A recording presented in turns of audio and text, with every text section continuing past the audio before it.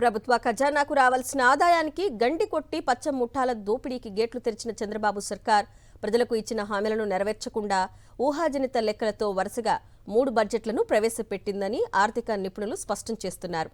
గత 2 బడ్జెట్లలోనూ భారీ కోతలు విధించడమే దీనికి నిదర్శనమని తేల్చి చెప్తున్నారు. బడ్జెట్ కేటాయింపుల మేరకు వ్యయం చేయకుండా కోతలు పెడుతోందని, ఇది అంకెల గారడీతో ప్రజలను మోసగించడమేనని తప్పుపడుతున్నారు. చంద్రబాబు సర్కార్ అధికారంలోకి వచ్చిన వెంటనే ఇసుక నుంచి మద్యం వరకు చివరకు ప్రకృతి సంపదను సైతం వదలకుండా విచ్చలవిడిగా సిలికా, క్వార్ట్జ్, లేటరైట్ గనుల దోపిడీకి తెరతీశారు. దీంతో ప్రభుత్వ ఖజానాకు రావాల్సిన ఆదాయం అంతా టీడీపీ పెద్దల జేబుల్లోకి చేరిపోతోంది. సంపద సృష్టించకుండా, సూపర్ 6 హామీలను అమలు చేయకుండా అంతులేని అప్పులతో రాష్ట్ర ప్రజలపై పెనుభారం మోపుతున్నారు. చట్టసభలో ప్రవేశపెట్టే బడ్జెట్ను అపహాస్యం చేస్తూ వాస్తవాలకు దూరంగా ఊహాజనిత గణాంకాలతో 2026-27 వార్షిక బడ్జెట్ను చంద్రబాబు సర్కార్ రూపొందించింది.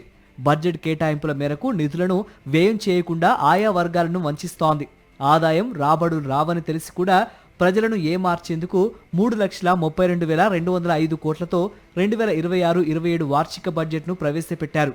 గత 2 బడ్జెట్లలో ప్రజలకిచ్చిన హామీలను అమలు చేయకుండా మోసం చేసినట్లుగానే వచ్చే ఆర్థిక ఏడాదిలో కూడా వంచడమే లక్ష్యంగా ఊహాజనిత గణాంకాలతో బడ్జెట్ పరిమాణాన్ని భారీగా పెంచారని, ఈ బడ్జెట్ వాస్తవికతను ప్రతిబింబించడం లేదని అధికార వర్గాల్లో చర్చ జరుగుతోంది. 2024-25, 2025-26 బడ్జెట్ కేటాయింపుల మేరకు నిధుల్ని వ్యయం చేయటంలో చంద్రబాబు సర్కార్ దారుణంగా విఫలమైంది. 2024-25లో 2,94,427 కోట్లతో బడ్జెట్ను ప్రవేశపెట్టగా ఆ ఆర్థిక సంవత్సరం ముగిసే సమయంలో సవరించిన అంచనాలంటూ 19,820 కోట్ల మేర కోత విధించారు.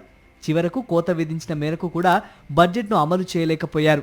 వాస్తవ లెక్కల ప్రకారం 2024-25 బడ్జెట్ అంచనాల్లో 22,144 కోట్ల మేర కోత పడింది. అంటే బడ్జెట్ 2,72,286 కోట్లకే పరిమితమైంది. ఇక 2025-26లో చంద్రబాబు సర్కార్ ఏకంగా 3,22,359 కోట్లతో బడ్జెట్ను ప్రవేశపెట్టింది.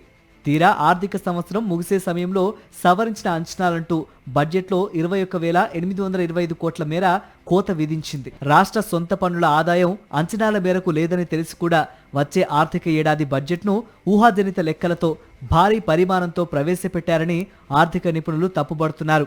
2024-25లో రాష్ట్ర సొంత పన్ను ఆదాయం 1,09,789 కోట్లు వస్తుందని అంచనా వేయగా వాస్తవంగా వచ్చిన ఆదాయం 89,435 కోట్లు మాత్రమే. 20,354 కోట్ల మేర సొంత పన్ను ఆదాయంలో కోత పడింది. 2025-26లో రాష్ట్ర సొంత పన్ను ఆదాయం 1,09,006 కోట్లు వస్తుందని బడ్జెట్ను ప్రవేశపెట్టగా సవరించిన అంచనాల్లో 98,025 కోట్లుగా చూపించారు. అంటే 10,981 కోట్ల మేర సొంత పన్ను ఆదాయంలో కోత పడుతుందని పేర్కొన్నారు.